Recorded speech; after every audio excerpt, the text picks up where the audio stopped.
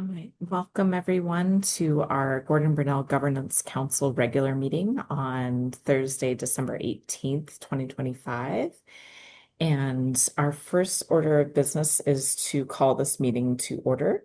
Do I have a motion to call the meeting to order? I have motion to call the meeting to order. Thank you, Sabah. Do I have a second? I'll second. Thank you, Yeah. Deb. And all in favor? Aye. Aye. Great. Thank you. We have called this meeting to order at 4:03 p.m. And we're going to do a brief roll call so that folks who are on the call or watching the recording know who is all in attendance. My name is Martha Hughes, and I am the Gordon Burnell Governance Council President.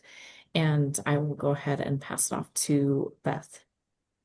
Thanks, Martha. My name is Beth Dorado, and I am the director at Gordon Burnell Charter School, and I have Deb here in the room. Hello, I'm Deb DeTore, and I'm a member of our governance board. Hi, So let us- Sabai Dottie.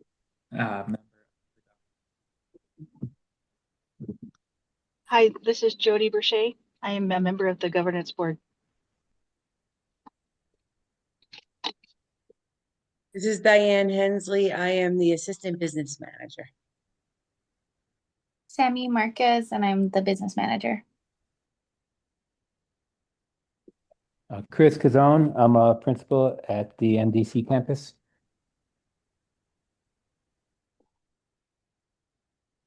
Erica Rivas, I am the note taker. I work with the school. I'm Georgiana Castillo. I'm an educational assistant at Gordon Burnell Charter School. And we also have prospective board member Ben Sparks joining us on the call today. I know that he is traveling at the moment, so he might not have the flexibility to unmute, but he is kind of listening in and observing the meeting today. We'll move on to our second item, which is to approve today's agenda. Thank you again, Beth, for being able to share that on the screen for us. Are there any comments or questions? All right. Do I have a motion to approve today's agenda? I'll move to approve the agenda. Thank you, Deb. And a second? I'll second that. Thank you, Jody. All in favor? Aye. Wonderful. We have approved today's agenda. And now we'll take a quick look at the minutes. The minutes have been provided to board members beforehand. Any comments, questions, corrections?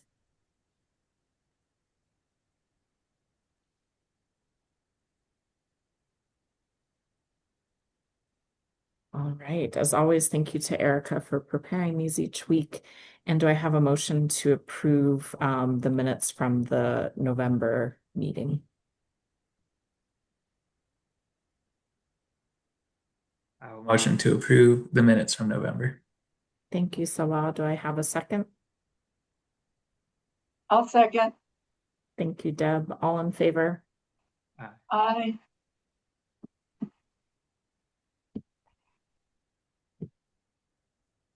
All right.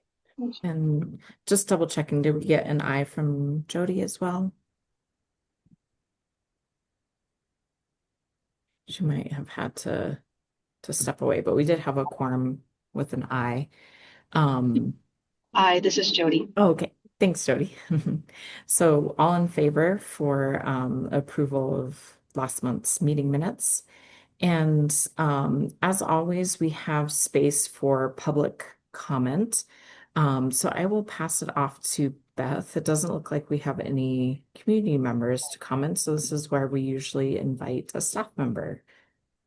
Yeah, thank you, Martha. And George, I don't know if you are somewhere where you can turn your camera on and join us for just a few minutes, or if you're not, but there she is. I'm super excited to introduce Georgiana Castillo. George joined us as an educational assistant and is doing an amazing job with that. She works at the North Fourth campus. And since starting with us, she's also agreed to pursue her health assistance license with PED so that she can help us out, work with our contracted nurses and help us keep us compliant and responsive to kids' needs that are on campus. And I'm also super excited that she's pursuing a pathway to become a Dene language teacher as well. And so I'm excited to support her in those endeavors. She spends time on campus every single day, helping students, helping with operations, and really is a pleasure to work with. George, thank you so much for joining us today. I will ask you to unmute a little bit, tell us a little bit about your job, and then I ask every staff member who joins us how you see our mission and vision in the work that you do.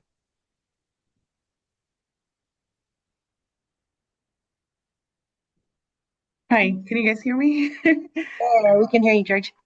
Okay. So my name is Georgiana Castillo. I just want to introduce myself. I'm Navajo, and my clans are Tzotzolni, Big Water Clan, Zitlatni, Near the Mountain Clan, Nakaidanat, Tashache, Mexican clan are my grandfathers. Kia'ani, Dashanella, father is my their grandfather clan, the Towering House clan. I wasn't, this is my second year as being an educational assistant. It's something new to me. I am learning a lot of things. I didn't know anything at all when I started here, but now I know 80% of what's going on. And in that part, I grew a lot, you know. And if it wasn't for the staff here, they're very supportive, and I really appreciate that. Without them, you know, I don't know, I was going in circles, but now I'm like, okay, I'm taking the lead. I'm going to do this. So I'm really proud of myself as doing that. Also, the students, you know, I became an advisor, so that was a big step for me. You know, I have 6 advisees. I help them keep on track for, you know, academically, supporting their self-awareness, personal growth, and future goals. So I'm really proud of myself that, and I'm proud of the students. You know, they teach me a lot in the role that I play here, and also becoming facilitating as the Indigenous wellness group for cultural connection with the students, you know, the relationship and, you know, their relationship center support and their wellness support. So that means a lot to me as Native students are going to school here, and also, you know, anybody's welcome in that group as well. For them to learn all culture too, and that means a lot as well. You know, what they want to learn and what they want to become. And also, I'm taking PD. Oh no, what is it? Educational assistant EA trainings now to for me to improve my skills in that area too. So I really appreciate that, and it's very exciting. So I'm growing a lot here. That's pretty much what I'm saying, and I'm proud to be here and be part of Gordon Burnell and the community. And then I see our school's vision and mission statement, transforming lives from the inside out. I mean, I'm working like with the students, their actions, the relationship we build, with students, and the individualized support we provide is the best part of it, and the commitment to helping every student's success. I'm very grateful and I really appreciate it. And I'm honored to be part of the staff here. And that's it. Good job, George. Thanks for joining us. Thank you guys very much. Really great to meet you. Thank you for the work that you do. Thank you for that input. George, you're welcome to hang out. If you want to see how board meetings go, you're more than welcome, but you can also sneak away whenever you're ready. So appreciate you being here. Thank you, Martha. Thank you guys. Thanks. All right. So I don't believe we have any past business to discuss unless someone has something that's popped up. Okay. So we'll get to our current business items, which we always start with our finance review. The finance committee just met to go over the monthly packet. So we'll welcome Sammy and Diane. Thank you. I'll go ahead and share my screen. Can everyone see it? Perfect. So as Martha was saying, we did go in detail more on the bars during our finance committee meeting.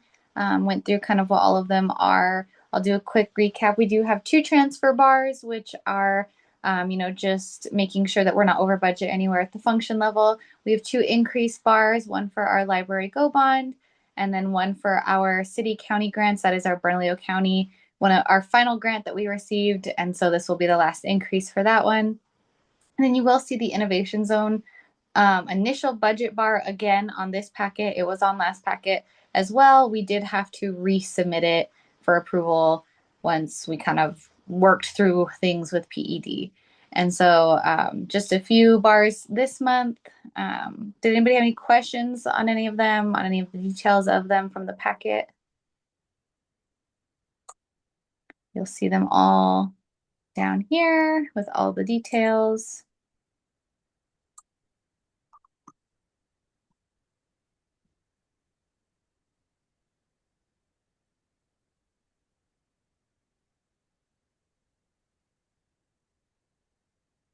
Any questions on this?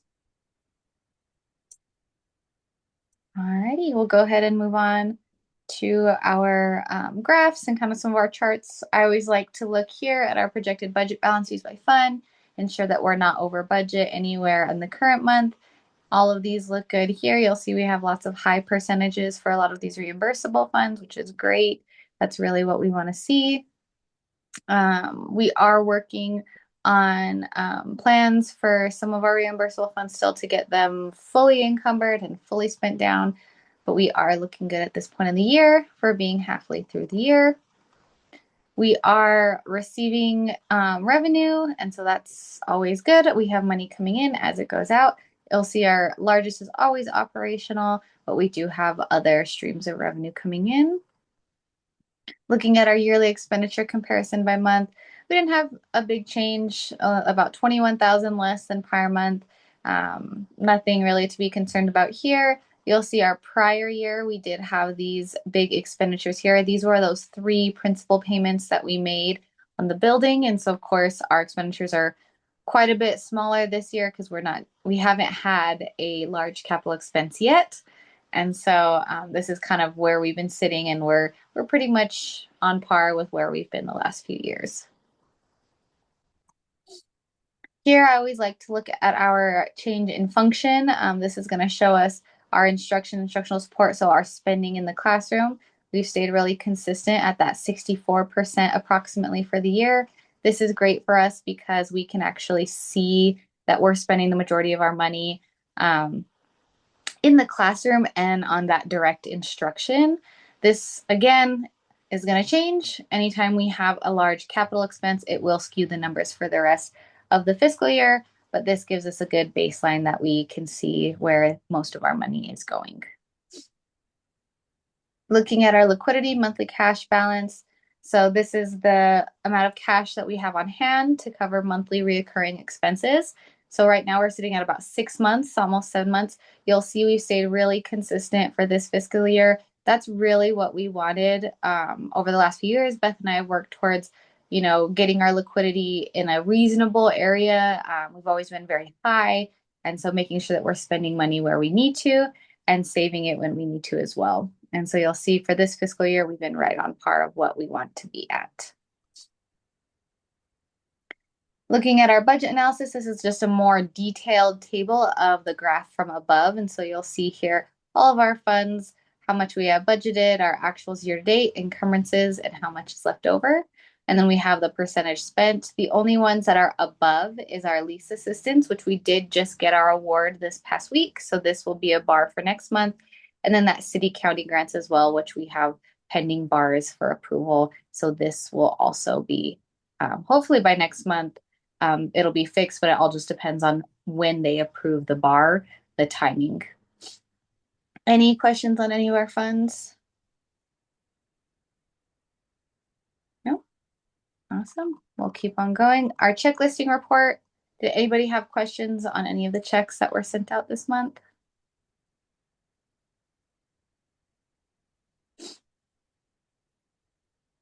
No? Awesome. Of course, we have our payroll checks at the end.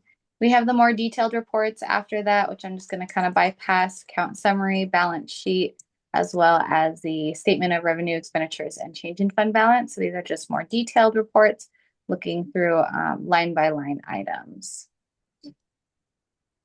And then looking at our bank reconciliation, we tie out here. Our outstanding check listing looks great. We have very minimal checks on here. This one from prior fiscal year has already been voided, and we did pay this in a different way. And so that will be off of our reconciliation next month, as well as this check was paid via direct deposit. This one, we did receive confirmation that she was going to deposit it, but not confirmation yet that it has been deposited. So we will follow up on that. And you'll see the other two are from November. So there's no concerns there. And then if we come down to our bank statement, we'll see November 30th, and we tie out to our ending balance. Any questions on anything we went over? No? Beth, I think it was helpful to have your brief explanation about the city county grants, if you wouldn't mind sharing that with the board. About just the redoing the bar and Oh, that's our innovation zone. or the innovation, yes, city innovation grant. Thank you. Sure. So if you remember last month, you all approved a bar for our initial budget for Innovation Zone. It's just under $200,000. It is through PED, so below the line grant to fund innovation. But they're very particular about how they want us to innovate. And so I'm working with a contractor, a PED contractor.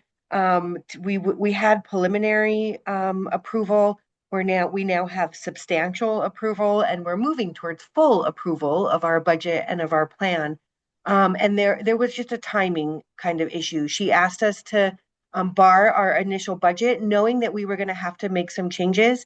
And then the timing of your meeting and your passage of the bar, by the time Sammy entered it for her approval, she and I had already made some changes to the line items in terms of how we were going to pay money to support student interns. It is an exciting grant. And so we exactly where we put the money had changed by the time she went in to go approve it. And so she disapproved it and asked for us to submit it again, this time aligned with the revised budget that she has approved. And so it was really a timing issue of why you're seeing it again. And it's an exciting grant. I'll speak just a second about it because it's also in my director's report. And while we're on the subject, it pays for work-based learning experiences essentially for our students. And so it's paying for some professional development. It's paying for some contracted services that we use to help make sure that our student information system is flexible enough to support kind of innovative practices. It pays for our work-based learning coordinator and a part-time work-based learning teacher, but a largest portion of it goes directly to students. So we'll be able to place students in internships and pay them both on campus and at out in the community with partners. We'll be able to pay students for other experiences like job shadowing and some career exploration stuff that they do out in the community as well. So it's super exciting. It's good for students, and hopefully this bar gets approved all the way through. I'm being silly. We know this bar is going to get approved all the way through, but that's kind of the restart. Was just a timing issue. We've made some changes, and rather than change them, she just wanted the initial bar to reflect them. Oh, thank you, Beth. No problem. All right. Any other questions or comments for our business team? Just a comment that I appreciate the explanation. I think it's good that leaves a lot of that leaves no questions. Anytime, if you feel like you'd like a little more information, please speak up. I'm happy to provide some additional information about anything you're curious. Thank you. All right. So let's go ahead then and move to approving the bars. That way our finance team can go ahead and leave afterwards. So do I have a motion to approve accounts and payroll vouchers? I motion. Go ahead, Jody.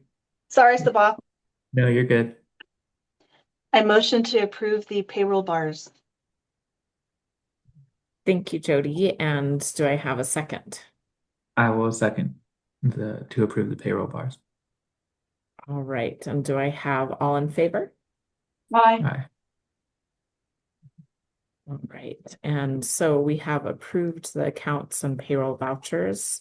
And now do I have a motion to approve the budget adjustment requests or bars? I'll go this time. I motion to approve the bars. Thank I you, second. Sabah. And thank you, Deb, for the second. And do I have all in favor? Aye. Aye. All right, we have approved the bars for this month. In terms of I know during the director's report, we're going to talk about the lease purchase agreement. Is that something that the finance committee feels like they need to stay around for that, or what do you think, Beth, in terms of should we go over that really quickly and move towards a vote on it before finance leaves? It's really up to you, Martha, and to Sammy, in terms of wanting to hear it. We did not get finalized drafts back from the developers' lawyers. We have the draft that was proposed by our lawyer and some comments. In my director's report, I suggested a variety of ways forward. One is to table the approval until we have a formalized document that legal is happy with and that both sides have agreed to. Sue talked very briefly. The board could pass a resolution, approving an amendment, but asking the school to hold off on executing and signing anything until the details are shared.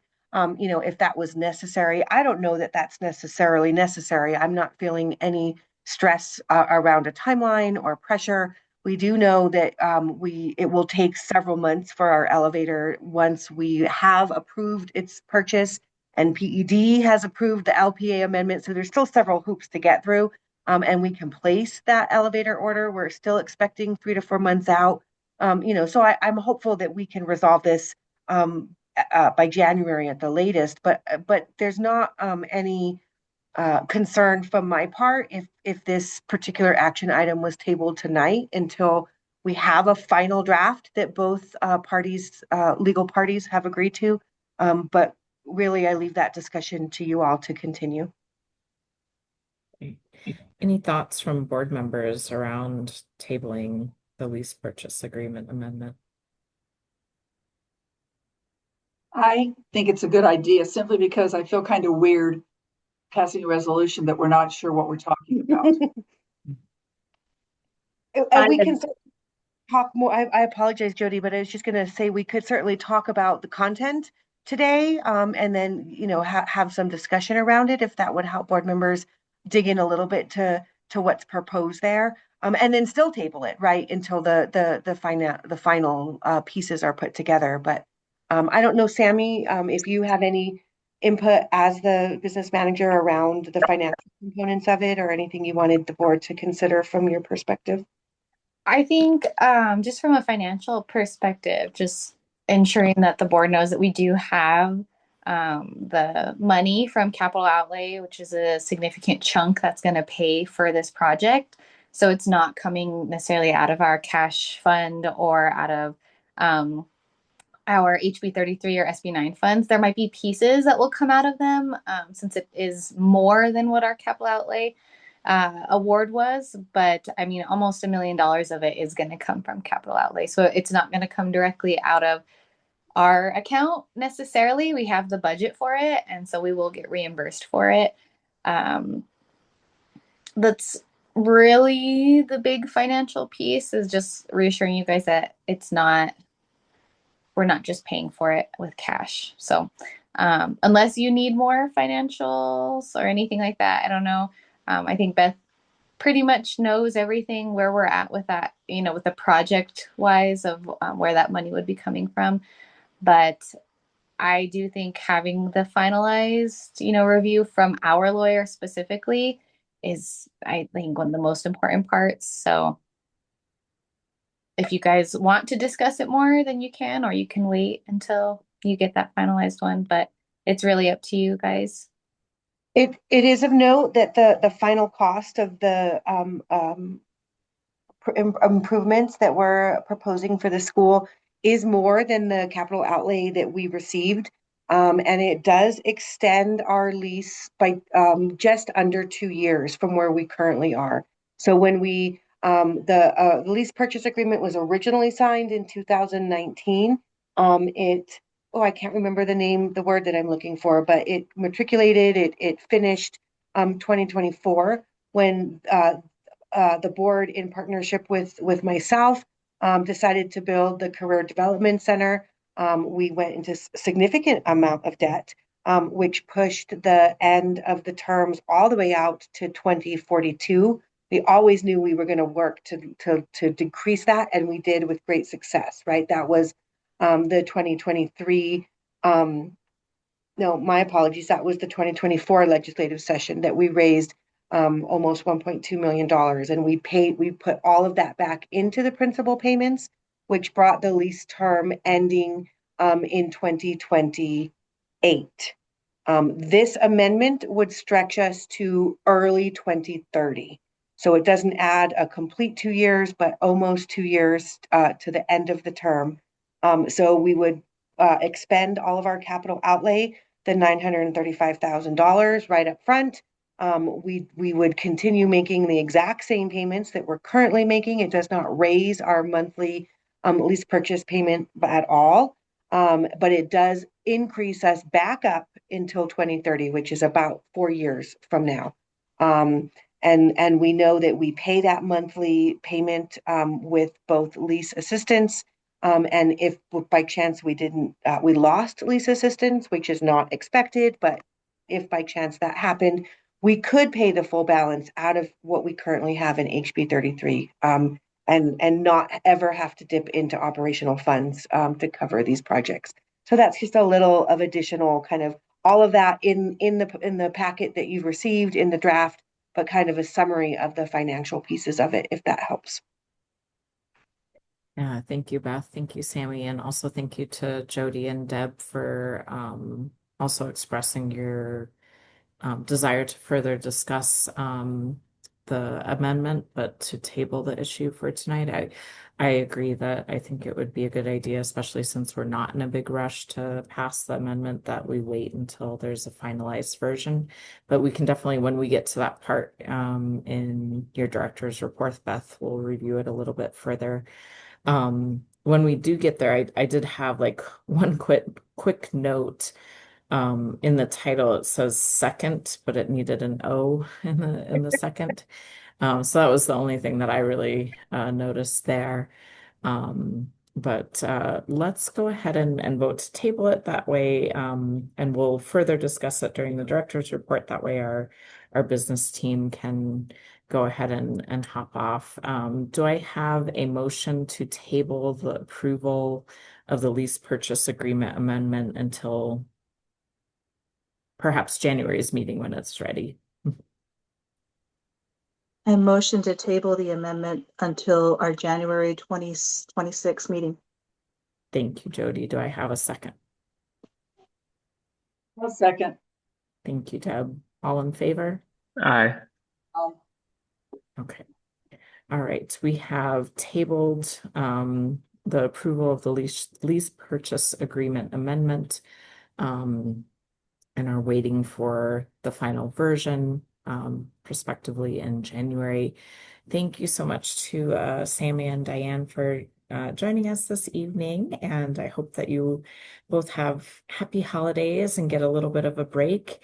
I won't see you personally in the next couple of months on meetings, but I'm still going to be planning on signing checks. If there's a slowdown, definitely feel free to like text me. If we need a check signed right away that I haven't seen an email, something like that, I'm still reachable. So Awesome. Thank you all. Have happy holidays, and we'll see most of you next month, but not Martha. And Congratulations. Martha, good luck with I everything. know. thank you so much. Can't wait to hear. Appreciate it. I know. Yes, Same. I will be in touch. All Sounds good. Goodbye. right. Bye-bye. All right. So we'll kind of get back to our current business now that we've gotten the finances taken care of. And so we're going to pass it over to Beth for the director's report. Thanks. We did get to meet George, and I know that a little bit later we'll have a little bit more discussion about prospective board member Ben Sparks, which I'm excited about. I did want to bring it to your attention that we did lose a staff member this month. I did accept one of our EA's resignation. She was out at the MDC campus. And as explained, there was some concern about boundaries and in an effort to just really protect the school and reinforce how important it is for strong boundaries at MDC. We did, Chris Cazone did kind of pull her clearance. And there is an investigation by MDC in process. I'm not concerned about it. I think that we acted appropriately. And while I don't know everything that is happening in the world, and but I can knock on some wood, I don't believe that this is going to turn into anything more except a loss of an employee who was a good administrative and educational assistant, but struggled with the setting. And we know that working with people in a setting that requires a lot of that has a lot of expectation isn't for everybody and can be hard. And so happy to answer any questions about that, or happy to move on. Happier to move on, but certainly available to talk about it more if you have questions or concerns about it. Thank you, Beth. I appreciate you including that information. And then also, if there is anything that comes of MDC's investigation, if you please let us know as that continues. Absolutely. And that is the intention, right? As soon as the investigation concludes, whatever the results, I'll be sure to share them out with you. Speaking of the LPA, there are several documents that were linked in my director's report. There is the second amendment without an O in second, which was drafted by our legal representation. So that was drafted by Sue with some obvious blanks and some questions, and I had some notes in there as well. Also linked for you here was a scope of work, the improvements, and this is part of what's kind of holding us up because our developer and his landscape architect have been gracious enough to work with a group of interns who are student interns here at Gordon Burnell, who are gathering input from the community. They've done a lot of focus groups and surveys. What does our student population and our stakeholders want to see in our new outdoor space? We know that we're going to put in an elevator, which is a bulk of the work, but we also really wanted to take advantage of the opportunity if we're going to have a developer and contractors out, and we know that we want to do some amazing things with our outdoor space. We wanted to make sure that we did it all in this phase. And so there are some amazing ideas. We're looking at a greenhouse, a gazebo, some different walls to block out some of the noise from 4th Street, some systems to catch rainwater, some both shade trees and fruit trees, some exercise equipment. They're packing a lot into that space. And so we could be a lot further along with a finalized scope of improvements.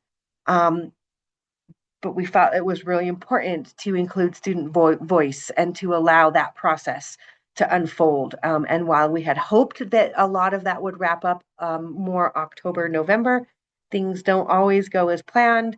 And so, but there are regular meetings with a class of students and a group of interns, the developer and the landscape architect working on that project. So I'm excited to see a more detailed scope of work and improvements, and to be really transparent here as well. Steve and I estimated costs, not knowing exactly what all that would look like, and so I do think it's smart that to have tabled that. The more that I even think about it now, as I talk about the scope, we want to make sure that we're not overextending our payment, that we're actually paying for what the plan entails, and so.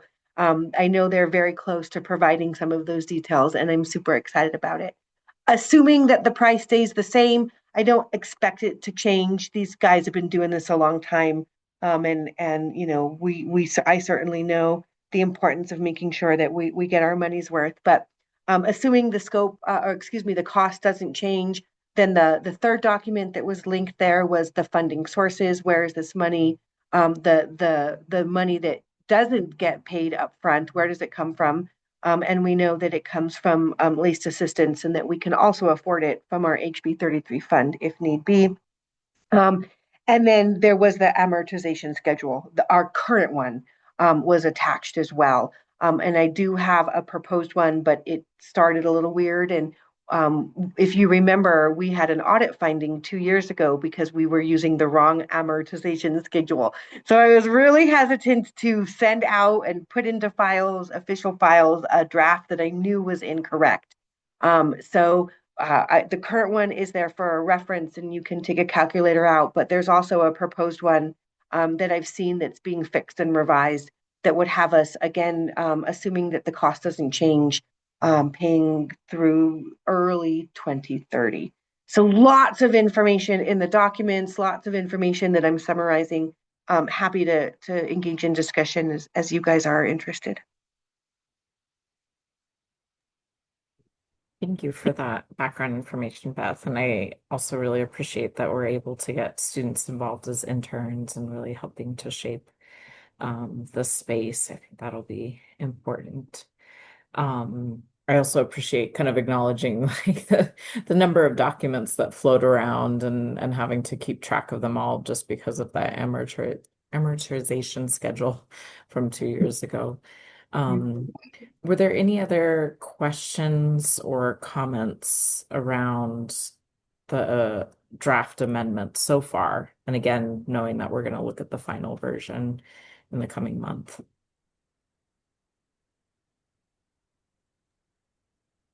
I don't have any questions right now. I would say, Martha, since you're going to be out next month, is it possible for you to give your input like before you head out? Or is it something that we should probably just discuss as a board in January? I think it's, I can give like a general idea of my concept of the project, and I think it's been well explained like where the funding is coming from, and that like a majority of the funding is covered by capital outlay and like lease assistance. And so, it's not a concern in terms of like racking up different bills for the school. And having the elevator was something that we had discussed with the new career development center, and then had ultimately we didn't think that we had, enough cushion to fund it. And so then when we did receive capital outlay funds, choosing to go back and put that in, I think is really smart for accessibility, and the school community in general. So I'm glad to see that that's being done. I'm excited to see what's going to be done with the outdoor space. And I think, as Beth mentioned, just being careful around the proposed plans for the outdoor space, that it does line up and we're not signing up for more than we can commit to. And in terms of lengthening the agreement until 2030, that doesn't seem like far off at all. And just the fact that like in the past we've been able to pay down, certain aspects of the facilities quicker than expected. I think it's pretty impressive. So lengthening the contract doesn't really concern me. And I mean, if we were looking at, 10 years out or something like that, that might be something different. But I think an additional 2 years is well within our means to do so. And as Beth said, even if lease purchase assistance changed for the state and the school, the fact that we have other funds that would be able to cover it as a backup is reassuring as well. Yeah, I didn't see anything else that was concerning aside from wanting a more formalized document to be able to review and then vote on. Because I think I would have also felt a little uncomfortable voting on kind of a draft form, because there were lots of questions that still weren't quite like put in for this month. But it was good I think always having several months to discuss and review is helpful for the board. That way we are looking at the final draft not with like brand new eyes. We've already discussed it and have, considerations around it. Well, thank you for that. Yeah, I thanks just, for asking want to me make sure that. we get your thoughts before For vote on. sure. All right. Any other questions or comments on the amendment?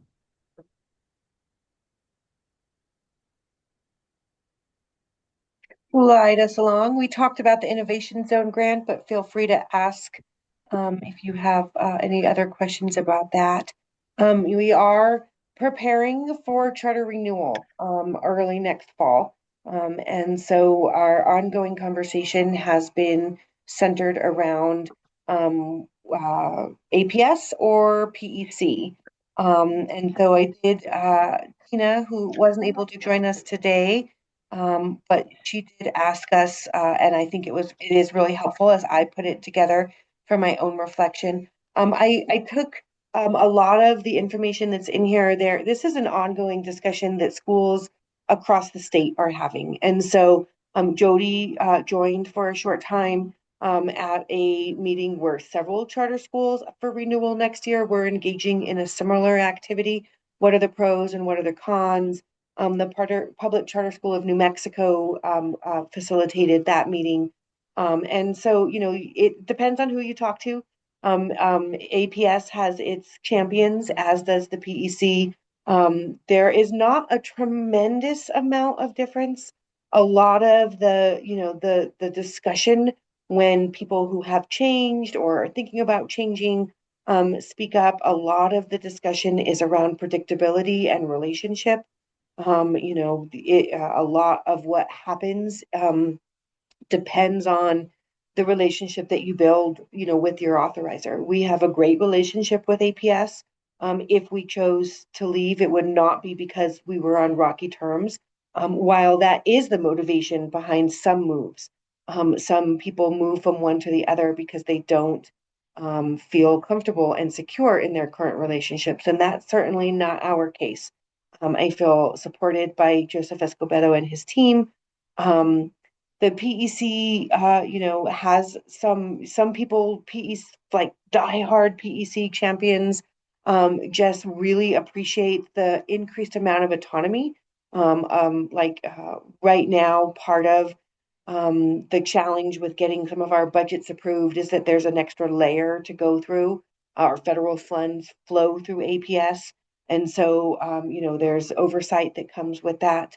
But there's also, on the flip side of that, there are some benefits. APS does take on a few of the administrative tasks. For example, as an APS charter, we don't have to submit a unified application for Title I, Title II, Title III, Title IV, and Title V federal funds because our funds flow through APS. So, there's that's not an impossible thing to do.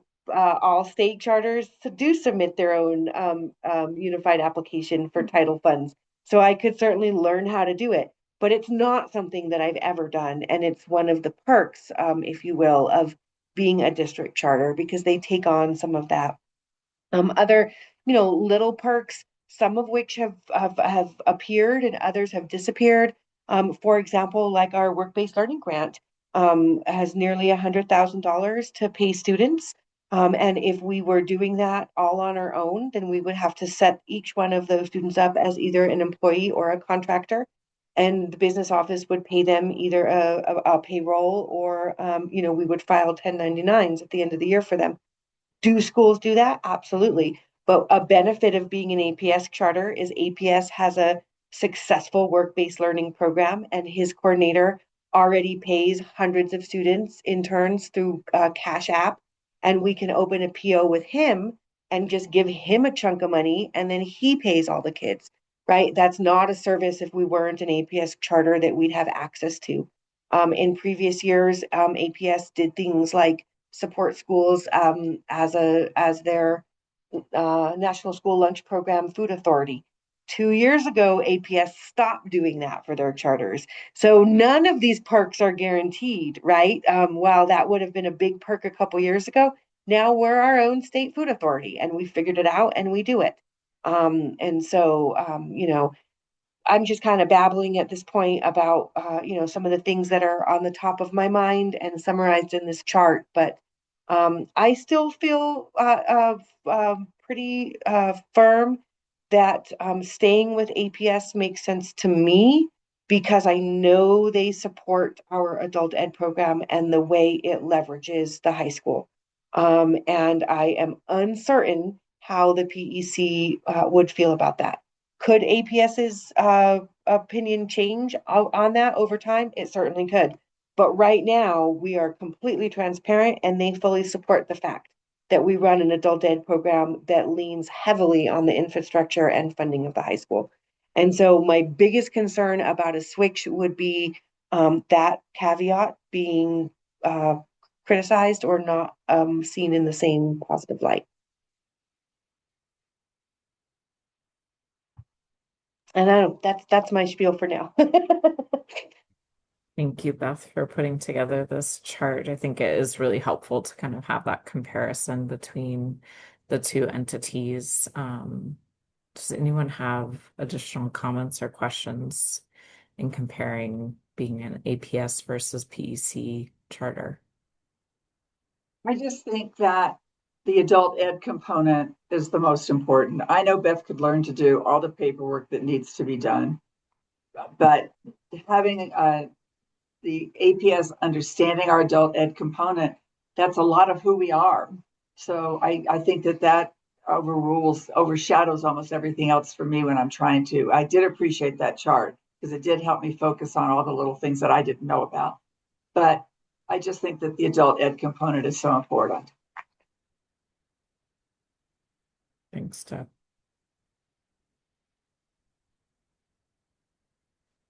Any others? I'm a little hesitant to bring the decision to a vote because, well, we don't have to. We don't have to vote on it. Certainly Mhm. not now. And I'm not even certain that we'd have to vote on it ever. But I do want to move forward knowing that we're in alignment, and that I'm following, or making a decision that you support. And the other part about that is, we don't have to submit until October. And there's an example of another school who everyone thought was submitting with APS and literally in September just switched gears. I don't want to be in that space, but I also want us to have our options open.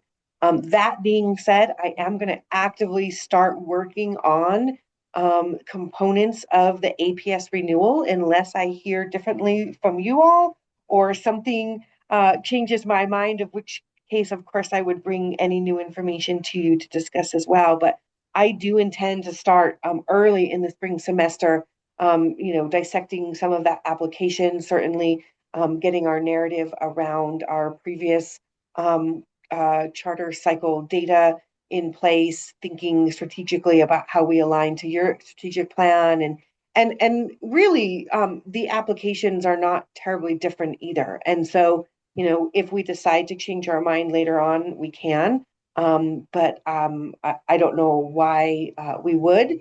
Um, and it would feel, I would feel better knowing that while there's not necessarily official vote on the record, that we're doing it one way or another, that we are in alignment and moving forward towards APS renewal unless other information comes up, or that any concerns or discussion that we need to have before saying that as a entity of a board and school leadership. I just don't want to not know what you guys think is, I guess, is what I'm trying to say in too many words. Sure. Thanks, Beth. So I'll go ahead and start then that I would agree with staying with APS in terms of the benefits, the existing knowledge and partnership that we already have with them. I know that we were concerned about some possible changes that were upcoming and proposed by the previous APS board composition. Those, as you said, things aren't necessarily always set in stone and can always change depending. But in terms of, as Deb also mentioned, the importance of, support around the adult ed program, and just the unique, mission and vision of Gordon Burnell, I feel like it makes sense to stay with APS as well. Um, I'm also curious, I know that you've put together a team that is going to be working on the charter renewal. Were there any strong opinions expressed by folks that are on that team? I think we've had discussions, and um, again, there are some stakeholders that we work with that feel strongly that getting out underneath the thumb of the district is important.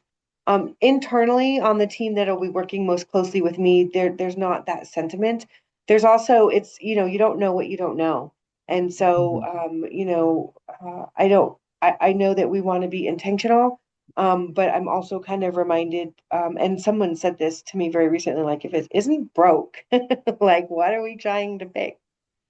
Some schools have consciously made a decision to change because they think that it will be better for them for some reason. And it will be different. But I don't see any of the benefits strong enough to pull us that way. And certainly in the internal committee, no one else has expressed a desire to move as well. It's kind of what some people have heard from friends of theirs that work at other schools is site visits are very stressful from PEC. And so there was some talk about that. No, we don't want that because so and so over there says that it's a really hectic time. We, as I said, we have a good relationship with APS. We don't get particularly nervous about their site visits, we look at them as an opportunity to share and to get some feedback and to learn. And that isn't necessarily the feeling that some people internally here have expressed that their family members that work at other schools at state charters experience. And so, I think every school approaches oversight differently, and we don't fear it, we welcome it. But all the same, there's not any internal real desire for a change either. Yeah, that's good to know as well. Either Sabah or Jody, any strong feelings either way after reviewing the chart?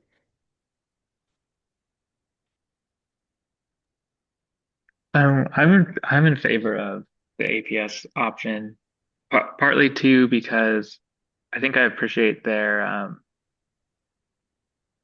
kind of ability to also engage with the feds, as they did earlier. Was that earlier this year? Earlier last year? Feels like it might have been 10 years ago. But I feel like they did a decent job of like representing us and might do so in the future. But if that's changing, then if ever there comes a time where we feel like they're not fulfilling that responsibility, then I think we should look at something else. But yeah, for now, I think APS is the option to go with. That's a good point. I agree. I think for all the points made, I think the stability of remaining with APS, even though, we can make our own moves, make our own changes. I think it's a good move to stay with them. Right. Thank you, everyone. And perhaps we can also check in with Tina next month. And like you said, Beth, this isn't necessarily something that we are voting on. It's just wanting to get everybody's opinion. So I also feel fairly confident that, the majority of the board is in favor and trusts also what you and your team are deciding to move forward with. And since Tina specifically had requested the chart, it might be good to kind of just touch base with her in terms of her opinion after reviewing it. But otherwise, I feel confident with what you and your team are moving forward with the charter renewal. I appreciate that. We are going to kind of move ahead then, based on the APS framework, and knowing that there's still time and the work that we're doing to prepare for that would equally prepare us, if for any reason we decided to shift gears for this cycle. The last page of my director's report has a bunch of links about all of our performance framework around academics and evaluations.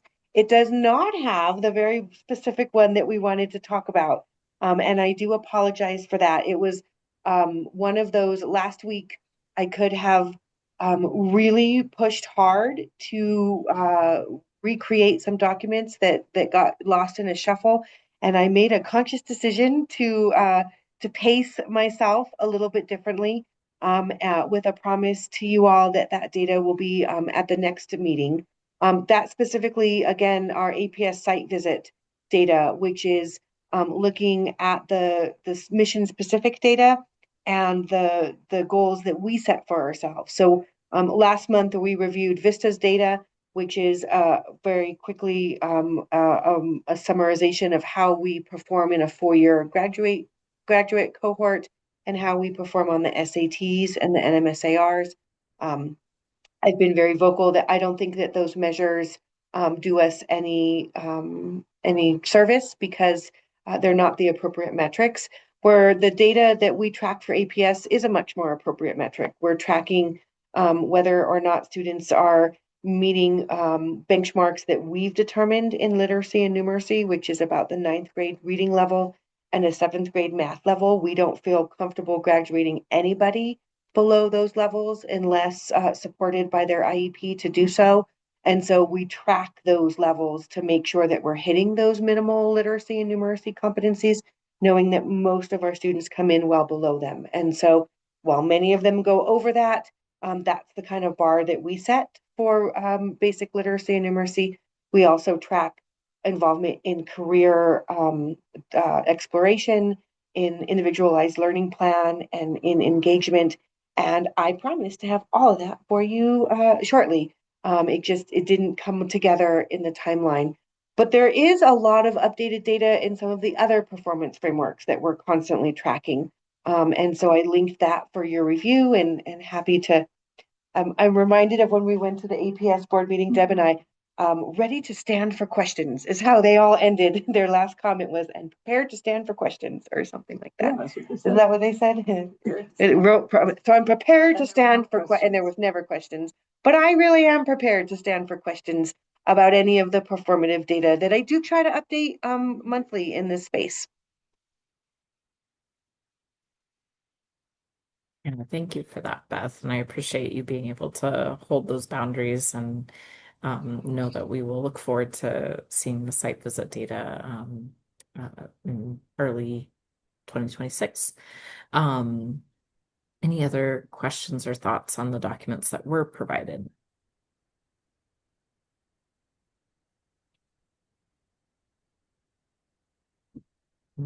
Okay.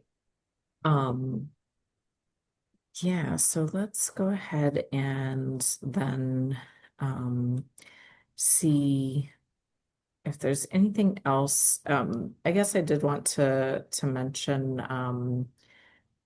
one of the goals I kind of have for myself, since it's tied into the strategic plan, is really looking at the Monday morning memos on a more frequent basis, because I think it does provide a lot of really great information of what's going on with the school. And I feel like in the past, the board has more been reacting after the fact, and knowing that kind of our feedback from the needs assessment this fall was really that there are many students, community, staff members who don't know a lot about the board, its roles, like our presence, who we are.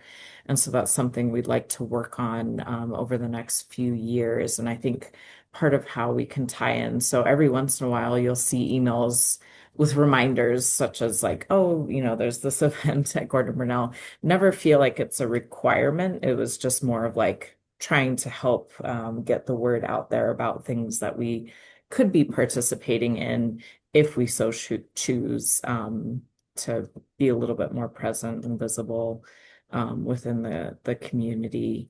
So that's kind of my comment on Monday morning. Also, I hope that the staff enjoys their PD and luncheon tomorrow. That'll be great. And let's see, anything else for like compliance policy performance review before we continue on with board priorities, Beth? Not from me. Thank you, Martha. Okay. So I'm going to pull up and show the draft for the 5-year strategic plan that we've been working on. And after that, I promise, I know I mentioned it last time that I would share the document. It is all in folders that are accessible, but just hadn't sent a specific email to share. So wanted to go over that. It is a rough draft, in part just because we have plenty of time to continue to refine, improve it. Part of when I would like to spend that time is during our board training in the spring. And so we'll be in touch about that date coming up. We wanted to, again, have something that's a little bit more personalized, but hopefully also in combination with a couple of other schools. So that's something we'll be in touch with Kelly, and also a date that is on a Saturday, so it's more accessible for our board members. So we'll be looking into that. So with our 5-year strategic plan, it is set to run 26 through 30. So that would be a year ahead of our charter renewal. As Beth mentioned, we would be submitting the charter renewal in October of 26, and then it would set into effect in 2027. And we thought that that was actually advantageous because it kind of always puts the board, a year ahead of the charter renewal. So there are things that we can be anticipating and working on. And the council or the committee that we formed really took last time's charter renewal into consideration in terms of the umbrella priority areas that they focused on. So you can see we chose to focus on an umbrella priority area of academic outcomes, financial outcomes, organizational outcomes, and then also facilities. So within that, then there are sets of like action steps. We didn't necessarily break them up into multiple goals because one of the things is, our purview as a board is really to monitor and support. We're not involved in the daily running or decision making of the school. And so for many of these priority areas, we really felt that we kind of had the repeated wording around monitoring and supporting. And so you'll see that reflected in our objectives and goals, but then having more specific action steps. Some of these things we began working on already through this past year in terms of changing our focus for our board meetings, also creating yearly goals that will kind of slip into the strategic plan, thinking about, how do we review things like academic data. That's something where we were very conscious of making sure it was incorporated into a calendar. As Beth said, she provides a lot of these documents on a monthly basis in her director's reports. And then from there, seeing how we can support that through our questions, our comments, the approval of policies, handbook, supporting students and staff as much as we can through these meetings. One of the things that like Beth mentioned that we do track are like career exploration and outcomes, but we didn't feel like it was something we had really gone into as a board in depth. So that might be something that we pull out in the next couple of years is really looking at like how do we as a board help tell the story of how we're supporting our students' career exploration and outcomes. Because a lot of this is, just our background knowledge, our support, and then helping to tell that story. Other things like making sure that we do monthly fit into that 65% budgetary support of academic outcomes, so like classroom funding. So those are the kind of things that the board does have control of on a monthly basis and should be keeping track of, rather than, trying to have goals that are, oh, we're going to increase, literacy rates by this and this amount. That's not necessarily where we see our role or purview. It's more of, making sure things are happening at the school level on, a healthy level that then will facilitate the more specific goals that the charter has. Similarly, with financial outcomes, just having active finance and audit committee, having that oversight. We have talked specifically in the finance committee around anticipating and supporting adult ed financial needs, just because that is separate from the public education department. It was something that was in question this summer, and so it's something we want to have kind of at the back of our minds going forward. And one suggestion that we came up with is that we write a letter to the legislators who have supported us with capital outlay in the past, again, thanking them for their support and encouraging them to continue supporting adult education going forward. And that's a big part of our program and our unique mission. That would be something maybe I have drafts of letters and argumentations around adult ed, from the summer. So maybe that's something that I can like pull up and then pass along to Sabah. Sabah, would you mind if you kind of put those together in just a very brief like thank you and support letter for January that then maybe all the board members could sign off on and send to legislators? Yeah, definitely. Just yeah, any information you can send to me will be helpful, and then Okay. I wonder if we want to get the letter out before the Even session before then. starts, would Okay. we need to have another meeting about the letter before sending it, or is it just something that I could prep and then send around for everyone on the board to sign without needing another board meeting? I think that's fine. I don't think you Yeah. guys need to do, I think that if you draft the letter and then others look at it and sign it, I think that's fine. It was interesting. I was sitting in the tail end, the conference that Jody and I went to, we went to the Public Charter Schools of Mexico conference already I think that was last week. I don't know, the week before at some point. We were there recently last week.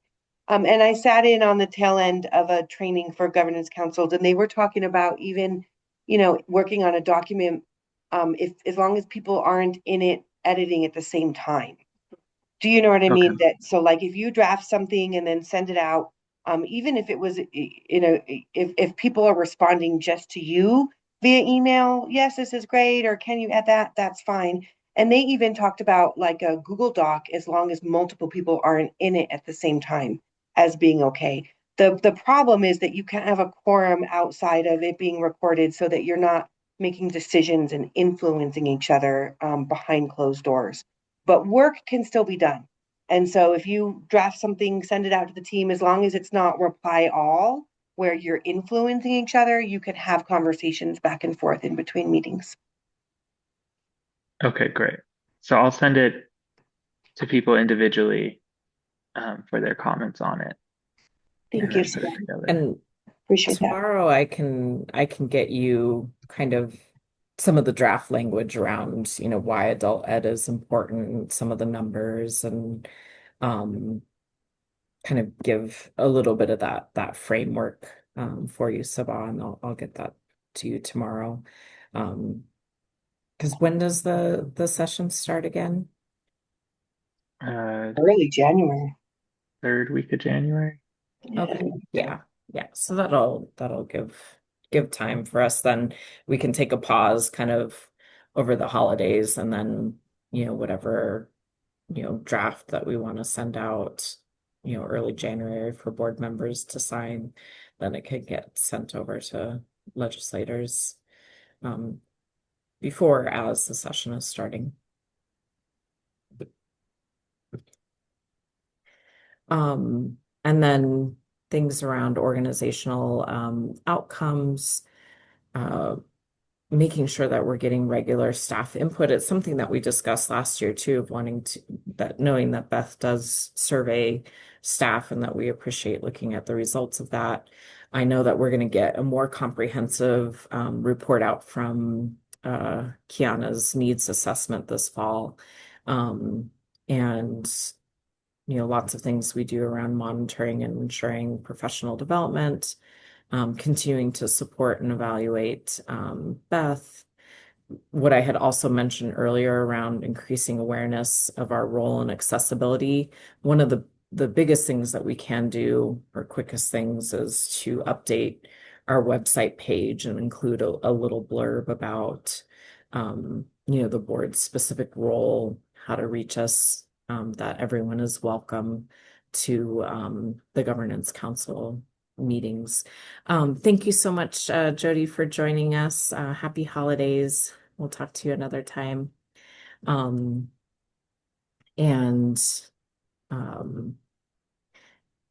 need to flesh out a little bit more for like a recruiting retention. And then talking about facilities really overlaps a lot with like finance, compliance, policies, reviewing yearly safety plans. So still some work to be done on this, but I'll get this and actually I can even just like share it now with folks. But I'll stop share for a second. Any comments or questions on just this like brief overview of a strategic plan?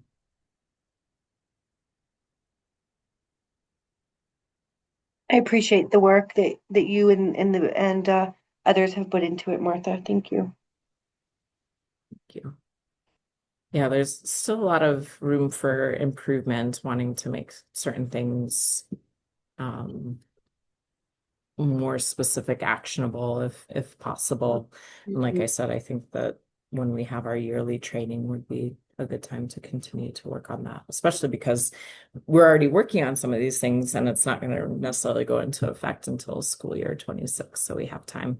I'll go ahead and put this link in the chat, but then send it out via email to folks tomorrow as well.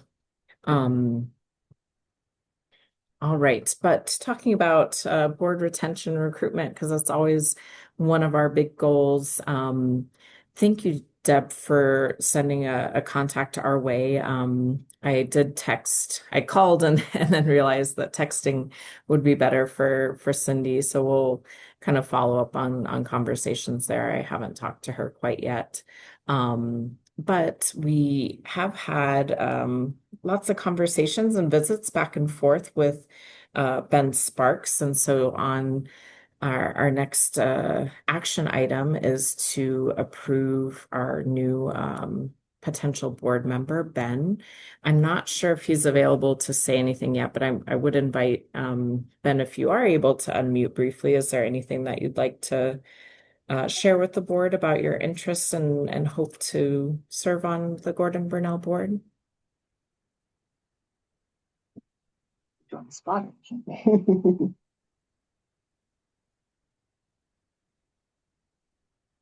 I know he is traveling, so he Yeah. might just have us kind of like in the background listening in. But I did, kind of have conversations both more specifically with Beth and Jody, who's on the nominating committee, and then I sent out the resume and cover letter. Were there any other questions or thoughts, Deb or Sabah?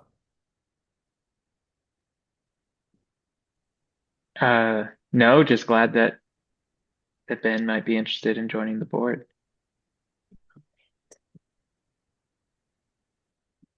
Great. So let's go ahead then. And do I have a motion to approve our new board member, Ben Sparks?